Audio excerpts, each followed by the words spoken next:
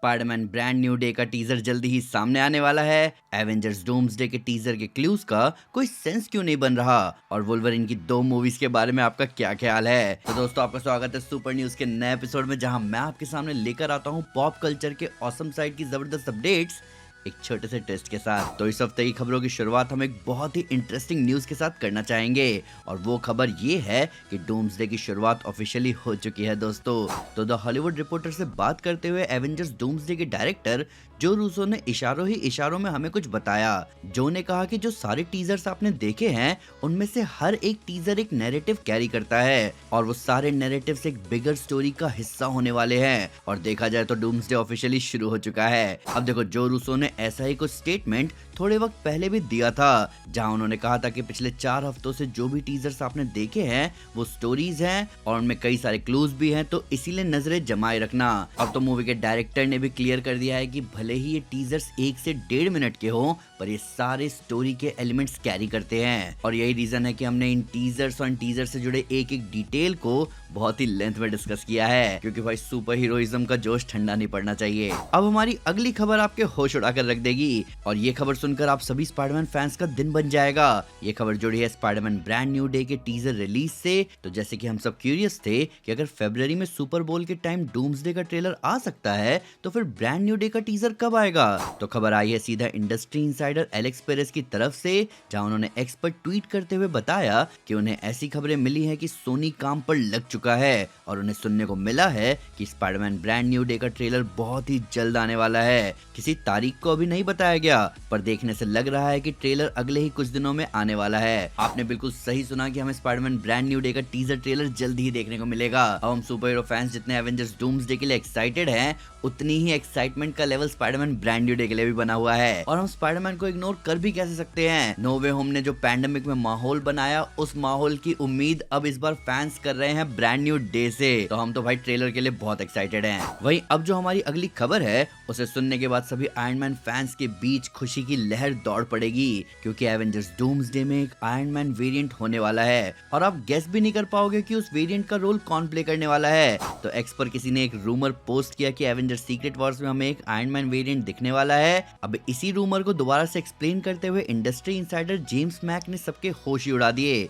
James ने कहा कि ये बिल्कुल सही खबर है, और हमें एक आयरन मैन वेरिएंट जरूर दिखने वाला है, और उसका रोल कोई और नहीं बल्कि खुद रॉबर्ट डाउनी जूनियर ही प्ले करने वाले हैं। तो आप सबने बिल्कुल सही सुना, रॉबर्ट डाउनी जूनियर वापस से आयरन मैन के रोल में हमें दिखने वाले हैं। देखा जाए तो मल्टीवर्स की एंडलेस पॉसिबिलिटी में पॉसिबल कैसे नहीं हो सकता। हालांकि कई फैंस का मानना है कि मल्टीवर्स ऑफ मैडनेस में जो हमें अर्थ 838 दिखाया गया, वहां टोनी स्टार्क मौजूद है और उसका दिखना भी बाकी है। तो ऐसा हो सकता है कि हमें अर्थ 838 का आयरन मैन दिखे अपने इल्यूमिनाटी की मौत का बदला लेने के लिए। अब हमारी अगली खबर काफी सरप्राइजिंग तरीके से हमारे सामने आई है, और इस खबर को सुनने के बाद ऐसा लग रहा है कि एवेंजर्स डूम्सडे में हमें हमारा स्टार लॉर्ड देखने को मिल सकता है। आपने बिल्कुल सही सुना दोस्तों। तो हाल ही में जिमी किमेल लाइव शो पर क्रिस प्रैट पहुंचे, और वहां जब क्रिस से हंसी मजाक में पूछा गया कि अगर पोप ने उनसे पूछा कि स्टार लॉर्ड डूम्सडे में दिखेगा या नहीं, तो क्या वो उनसे सच कहेंगे, जिस पे क्रिस ने कहा कि उन्हें सच बताना पड़ेगा। और फिर जब क्रिस से पूछा गया कि क्या वो यहाँ बताना चाहेंगे, तो उस पे क्रिस ने कह दिया कि आप पोप नहीं है। अब देखो, इंटरेस्टिंग बात यह है कि यहाँ क्रिस प्रैट आराम से ना कह सकते थे, पर उन्होंने ना कहा नहीं, और एक सेंस में ये बहुत बड़ी बात है। कैसे? हाँ, मैं बताता हूँ। तो पिछले साल जब एवेंजर्स डूम्सडे का कास्ट रिवील किया गया था, उस वक्त कोलाइडर के साथ बात करते हुए जब क्रिस से ये पूछा गया कि क्या स्टार लॉर्ड डूम्सडे में नहीं आने वाला, तो इस पे क्रिस ने कहा था कि हमने guardians of the Galaxy volume 3 के एंड में प्रॉमिस किया था कि स्टार लॉर्ड विल रिटर्न। तो स्टार लॉर्ड जरूर रिटर्न करेगा, इसका मैं दावा करता हूँ। और फिर जब क्रिस से कहा गया कि क्या उनका चेयर था उस कास्टिंग रिवील में, तो इस पे हंसते हुए ही सही, पर क्रिस ने कहा था कि उनका चेयर भी वहां था, पर वो शायद इतना दूर होगा कि उन्होंने वीडियो में काट दिया हो। पर उन्होंने श्योरिटी देते हुए कहा था कि उनका भी चेयर उस रिवील में था।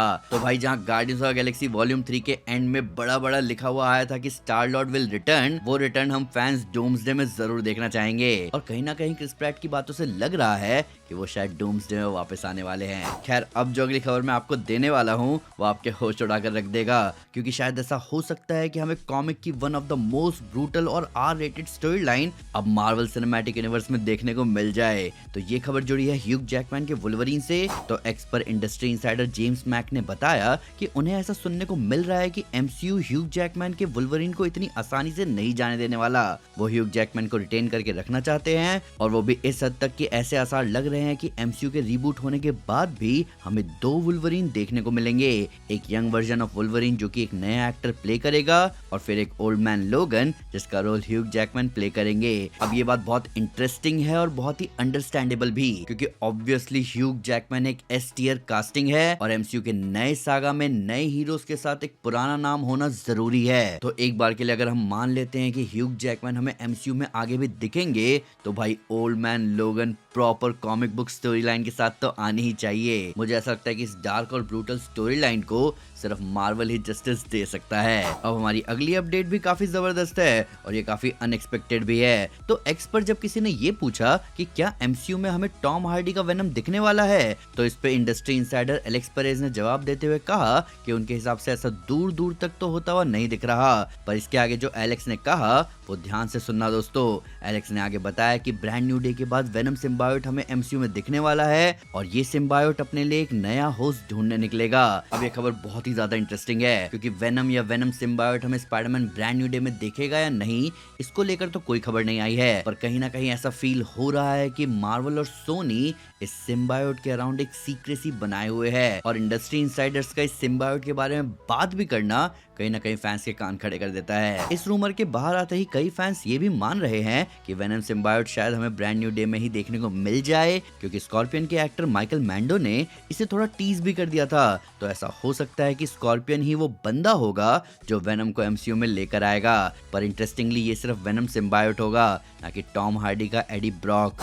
वही हमारी अगली खबर वार्नर ब्रोस के मर्जर और एक्विजिशन से रिलेटेड है और इस मामले में ड्रामा खत्म होने का नाम ही नहीं ले रहा। तो हमने आपको आखिरी बार बताया था कि वार्नर ब्रोस ने नेटफ्लिक्स के ही डील को एक्सेप्ट कर लिया है और उन्होंने पैरामाउंट के $108 मिलियन के ऑफर को मल्टीपल टाइम्स ठुकरा दिया है। अब इसके बाद से खबरें आई हैं कि पैरामाउंट अपने इस रिजेक्शन के बाद तिलमिला सा गया है, जहां उन्होंने वार्नर ब्रोस से ये तक कह दिया कि उनकी नेटफ्लिक्स के साथ जो डील हुई है उसे पब्लिक किया जाए। जिसके बाद पैरामाउंट ने ट्राई किया कि वो वार्नर ब्रोस के बोर्ड ऑफ डायरेक्टर्स में कुछ नए डायरेक्टर्स को बिठाए जो कि नेटफ्लिक्स वाली डील के अगेंस्ट में वोट कर दे, और जब वो भी सक्सेस नहीं हो पाया तब पैरामाउंट ने वार्नर ब्रोस पर केस करने की कोशिश की, ये कहते हुए कि वार्नर ब्रोस नेटफ्लिक्स के साथ जो डील कर रहे हैं वो गलत है। पर थर्सडे को डेलावेयर के कोर्ट ने पैरामाउंट को बहुत ही बड़ा झटका दे दिया, जहां कोर्ट ने डिसाइड किया कि वार्नर ब्रोस के अगेंस्ट पैरामाउंट का ये लॉ सूट बेमायना है और वार्नर ब्रोस को कोई जरूरत नहीं है अपने इंटरनल डिटेल्स पब्लिक करने की। अब पैरामाउंट की ये तड़प तो समझ के बाहर जा चुकी है, क्योंकि जब वार्नर ब्रोस ने उनके $108 बिलियन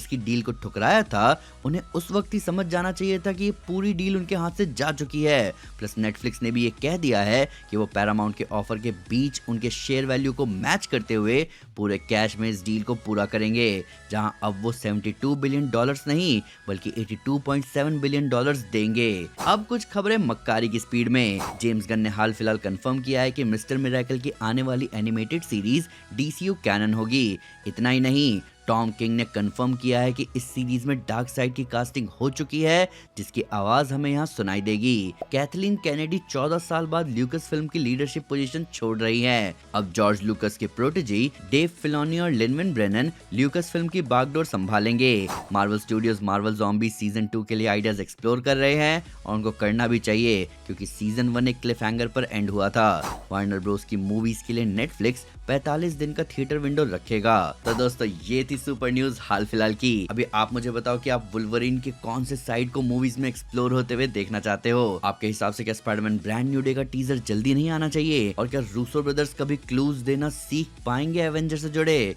आइए इन सब के बारे में कमेंट्स में डिटेल में बात करें। सुपर न्यूज अच्छा लगा हो तो लाइक जरूर करें और चैनल को सब्सक्राइब करना ना भूलें। साथ साथ एक स्टेप आगे आकर अपने फेवरेट चैनल को सपोर्ट करें मेंबरशिप लेकर। Thank you guys, this is Aman Sinha and you are super. Piece.